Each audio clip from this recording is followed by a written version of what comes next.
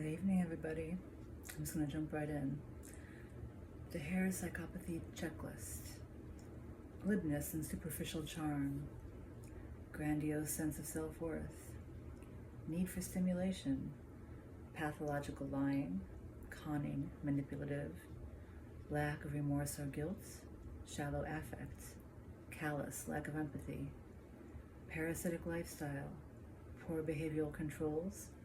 Promiscuous sexual behavior, early behavior problems, lack of long-term goals, impulsivity, irresponsibility, failure to accept responsibility, short-term marital relationships, juvenile delinquency, revocation of conditional release, criminal versatility.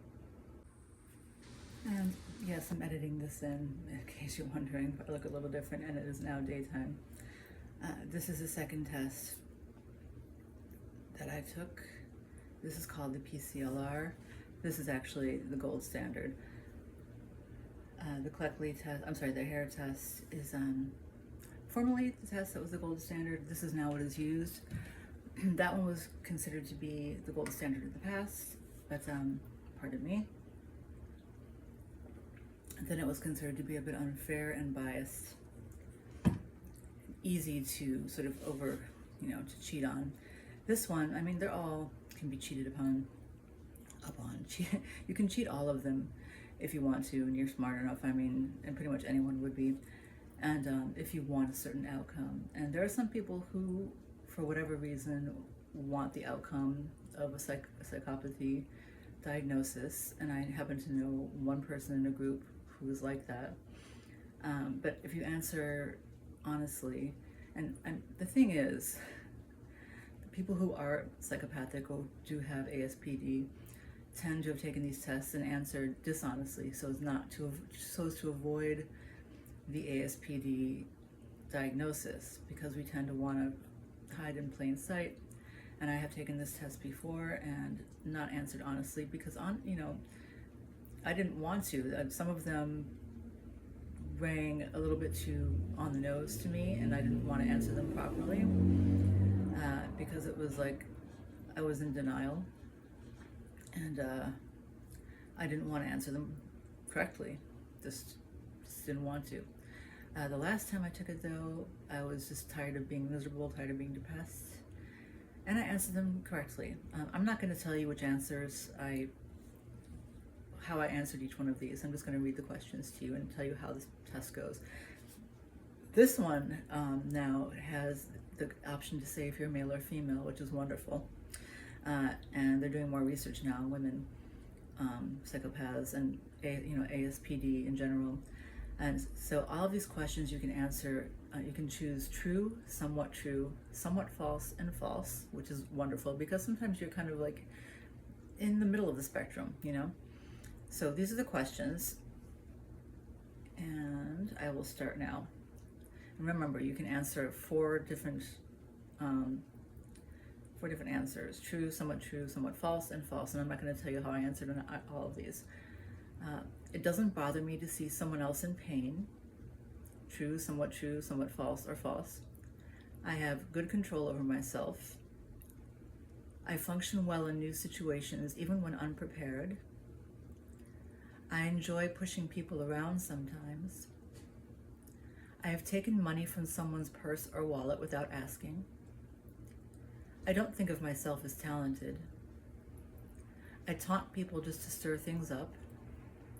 People often abuse my trust. I'm afraid of far fewer things than most people. I don't see any point in worrying if what I do hurts someone else. I keep appointments I make. I often get bored quickly and lose interest. I can get over things that would traumatize others. I am sensitive to the feelings of others. I have conned people to get money from them.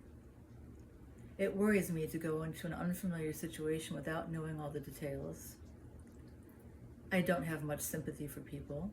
True, somewhat false, false still. I get in trouble for not considering the consequences of my actions. I can convince people to do what I want. For me, honesty really is the best policy. I've injured people to see them in pain. I don't like to take the lead in groups. I sometimes insult people on purpose to get a reaction from them. True, somewhat false, false. I've taken items from a store without paying for them. It's easy to embarrass me. Things are more fun if a little danger is involved. I have a hard time waiting patiently for things I want. I stay away from physical danger as much as I can. I don't care much if what I do hurts others. True, somewhat false, false. I have lost a friend because of irresponsible things I've done. I don't stack up well against most others. Others have told me they are concerned about my lack of self-control. It is easy for me to relate to other people's emotions. I have robbed someone. I never worry about making a fool of myself with others.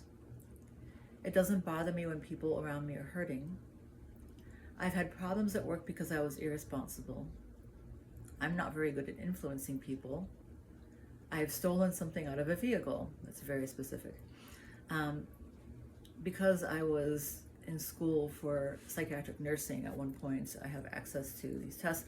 I mean, if you look hard enough, you can find them online anyway, but I just happen to have that test on my computer.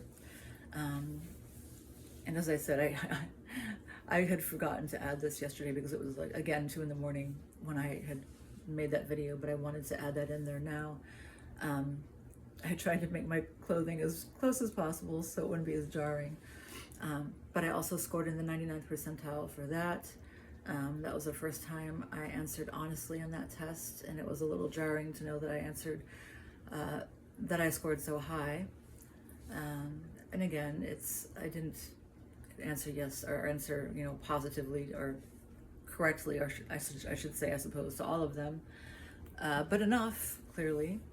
And some of them, you have to answer even if it was something in the past that you have done.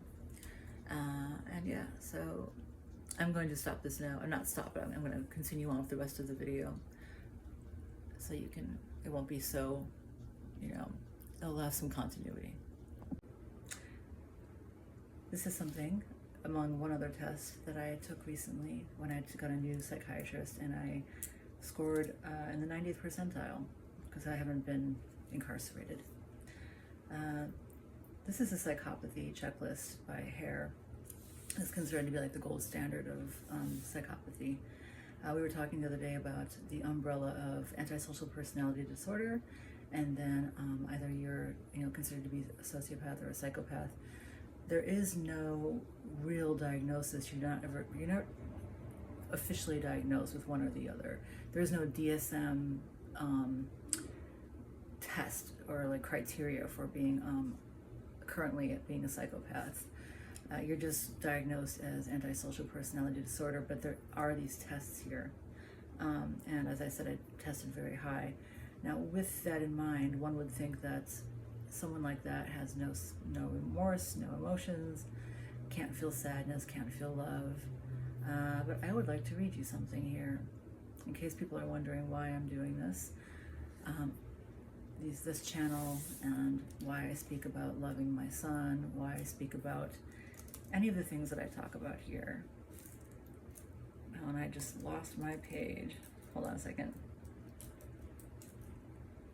As if I'm, somehow genuine, or if you question my being genuine. Let me read you something here.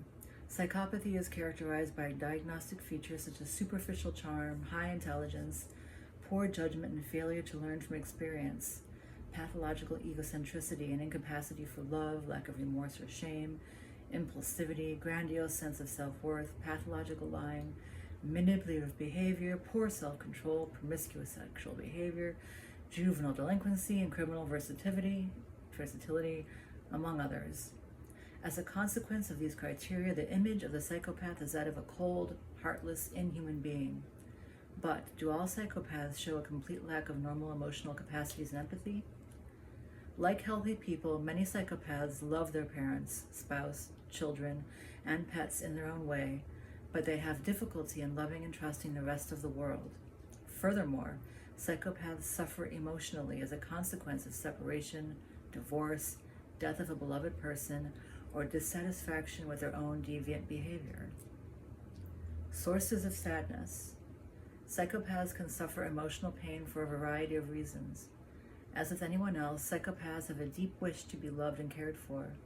This desire remains frequently unfulfilled, however, because it is obviously not easy to love another person who has these traits. It is not easy for another person to get close to someone with such repellent personality characteristics. Psychopaths are at least periodically aware of the effects of their behavior on others and can be genuinely saddened by their inability to control it. The lives of most psychopaths are devoid of a stable social network or warm, close bonds. The life histories of psychopaths are often characterized by a chaotic family life, lack of parental attention and guidance, parental substance abuse and antisocial behavior, poor relationships, divorce, and adverse socioeconomic circumstances. These individuals may feel that they are prisoners of their own ideological determination and believe that they had, in comparison with normal people, fewer opportunities and disadvantages in life. And that is what I wanted to read to you. So, in case you're wondering if I am genuine in wanting to share what I'm sharing with you on this channel, that kind of explains it right there. It is true that I have a hard time feeling remorse. In fact, I really don't feel remorse. I don't feel guilt or shame, except for in a couple of, extenuating circumstances involving my son, involving times when I have upset my pets through losing my temper. When I've upset my son losing my temper, those things have upset me and made me feel guilty. I do struggle with all of those things. I struggle with isolation, and I struggle with a feeling of sort of having a pane of glass between me and the rest of the world, as if so I can see everything. I can see people being close to each other and having these relationships and having this closeness, and it's like this kind of like this carnival, this fair that's in front of me, and I can't get the ticket to go in, and it's strange, most of the time I feel fairly content with my life, and I feel my own form of happiness, but I also struggle with depression, and it can be one or the other, or sometimes simultaneous. And since my son passed away, it's a very isolating life. At least when he was alive, I definitely had him. It was like my son and I against the world, but now it is just me. I do have my adopted father, and I have that family I gained through him, but it is still very isolating because it's not quite the same. Because of my illness, I don't really get out much. I'm pretty much isolated by staying in my house. And there are, even with the people that I know, there is definitely a barrier, like that pane of glass between me and them. Nobody really knows me. And it's not that nobody understands. It's like not that nobody understands me. It's not that. Although it may be true, it's not that I've made any effort to be understood, because I'm not sure if there's anything to be understood. I'm not sure how deep anything goes inside of me, if there really is anything to be found. People talk about wanting deep understanding, finding that person who's going to understand them finally, and discover all the deep things inside of them, and uncover that vulnerable piece inside of them to open up. And I don't know if I have that piece inside of me, or that thing inside of me that is just waiting to blossom when they find that one person or that group of people. I don't know if I have that, and that is sometimes very isolating, and it makes me feel alone, and it makes me feel as if I'm kind of an alien walking around in a world that is just so different from me, because I don't have emotional depth that other people have. I can feel it. I can truly feel that there are things missing, and maybe it's because of the things that happened in my childhood.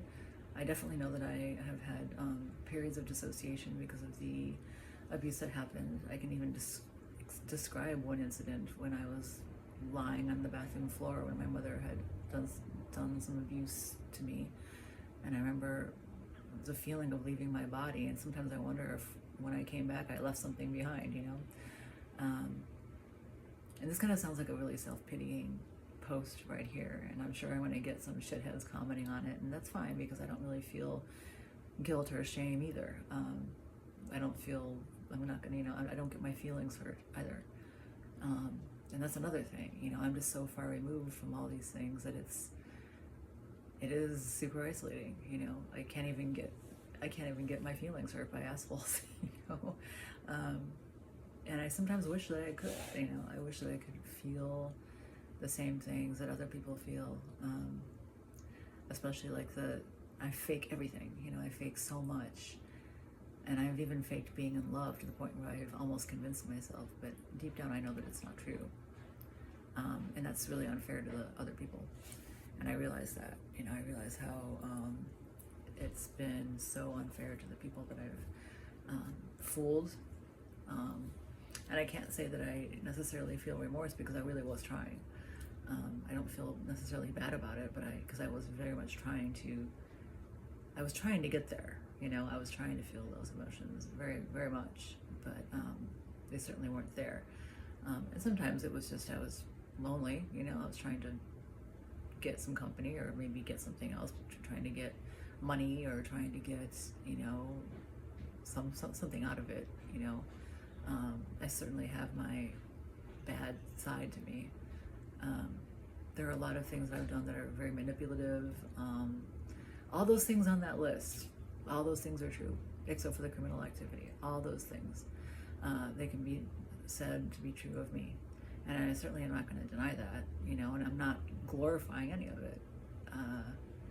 It is a fucked up way to be, and I totally recognize that. So, and I ran into, I'm part of this online group that's like a self-help kind of group, and I ran into this post of this one guy, he seems really nice, super kind of edgy guy though,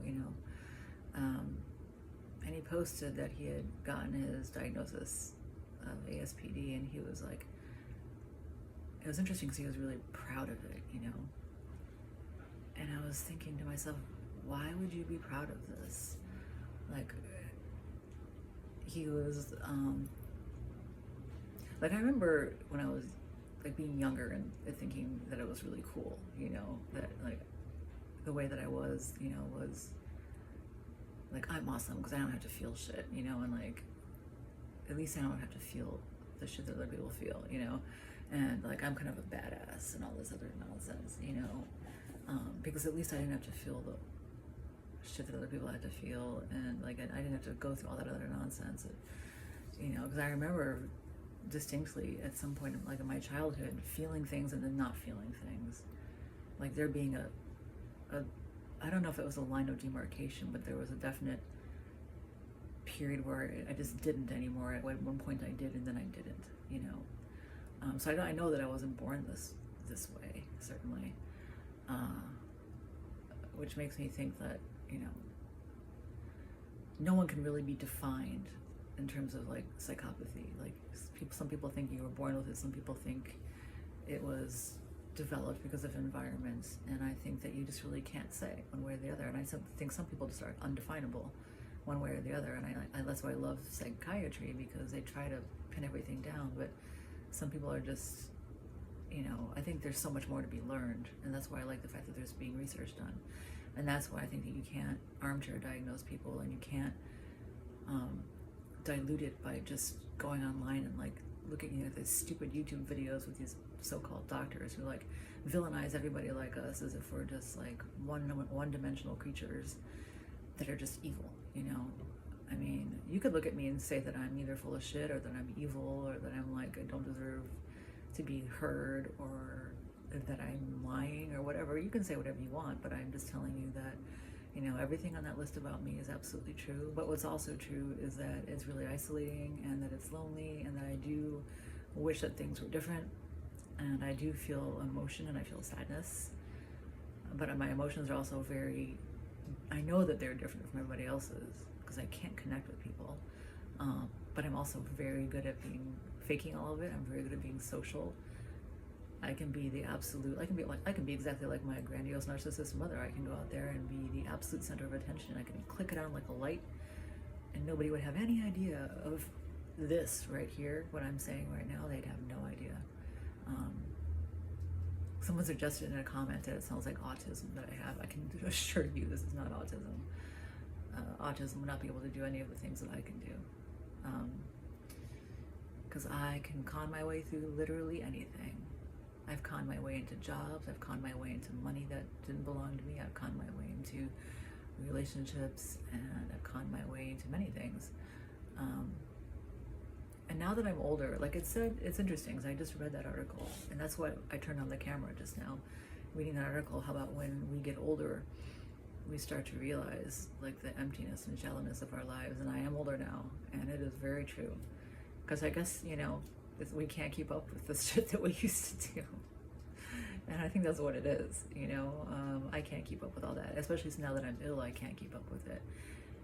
And another thing is I realized, like, wow, I loved my son certainly, but now it's like, I just want a peaceful life with my cats, whom I love, I really do. I love those little beasts. And that didn't used to be the case. I used to have a very different sensibility about animals entirely, which is interesting. So, I mean, obviously people like me can grow and change, and we can certainly feel the isolation that we've created for ourselves. But even before we created it for ourselves, it was created for us by our families and our abuse that we went through. And again, I keep on saying, it's not an excuse or a justification for our behaviors and the horrible things that we have certainly done, but it does explain things, So, yeah, I just kind of wanted to talk about that, I guess, and because it really kind of struck me today, like that guy who posted that thing about how he was like so proud of his diagnosis, and then one of the girls posted how it really offended her, and like, how can people be proud of this, And I don't know what her diagnosis was. She may have been ASPD too, or she may have been narcissistic. I really don't know. I always kind of assume that it's a BPD that borderline that posts things like that, because they're the most sensitive and like reasonable when it comes to things like that, honestly. But I don't know, maybe she was ASPD and recovered just like I am. But it struck me the way she was offended, and I thought about that, like, she's right, she's really right. Like, this is nothing to be proud of, and I've definitely been proud of it in the past, especially when I'm feeling at my worst and my most challenged. I go back to my old ways of feeling like, well, this is just a badass way to be, like, I don't have to feel shit. I don't have to deal with any of this nonsense. But it's not true. I do feel shitty oftentimes, and really isolated, and people don't get that. So that's why I wanted to read that. I really wanted to read that article, because, like, when you read the hair psychopathy checklist and the Cleckley criteria of how we are assessed and diagnosed and all that, it really paints just a one-dimensional picture of what we're about. And so, but there's a whole other side, and I think that people don't think about that. They don't necessarily even care. Maybe you don't give a shit, that's fine. But I'm gearing this channel mainly towards women, and women tend to be a little bit more empathetic, even though I kind of lack the whole empathy thing. But I think that one of the reasons I am gearing this towards women is because I'm hoping to, maybe some of the empathy that I might get in comments, and some of the feedback I might get, maybe it'll rub off on me a little bit, because sometimes it does. I have a friend who's extremely emotional, a girlfriend, and like super empathetic. And talking to her sometimes gives me that perspective. I don't feel it, I never feel it, but it helps me develop my cognitive empathy, and I think that helps me with friendships, because even though like half the time I'm like, oh my god, I always get that gut reaction of like, Jesus. I don't have kind reactions to excessive emotions. I never do. Like, internally, I just don't. It just kind of always makes me kind of, because I don't have kind reactions, but I would like to learn how to have a kinder reaction, because that's why I'm isolated. That's why I don't have any really close friends. I mean, if the closest one I have is a girl who's online, who I've never met in person. That's my closest friend, which is fine, but and she's awesome, you know. She's super tough, which I really enjoy. Like I like tough people because I've had to be tough, but you know, it's not someone I get to see on a regular basis. And in terms of closeness, like I couldn't tell you how close she thinks she is to me. I have no idea, like how she considers me in terms of our friendship. I don't know if she considers us to be close, or even if she considers to me like to be a really good friend, you know. And I know that I love her in my way. I don't know how she feels about me. I know she says that she does, but like I know that I've said I love people and not meant it, because I barely ever feel it, you know. So, and I still have people who've hung on with me in terms of friendship, and even men that know that I've conned them, and who still are friends with me for some reason. You know, one in particular, you know who you are, and I so appreciate you, and you know that I love you in my strange way that I do. Now that we're friends and all that romantic nonsense is over, but yeah, I guess I'm not totally isolated, that's for sure, because I do have people, but I still feel that isolation because I know that I am, like, the people that I'm close to are just, I don't even know how close we are. And, you know, so many of them I have fucked over. It's such a mess. It's such a mess. And now that I'm older, I start to see all of it so clearly in ways that I never could see it before.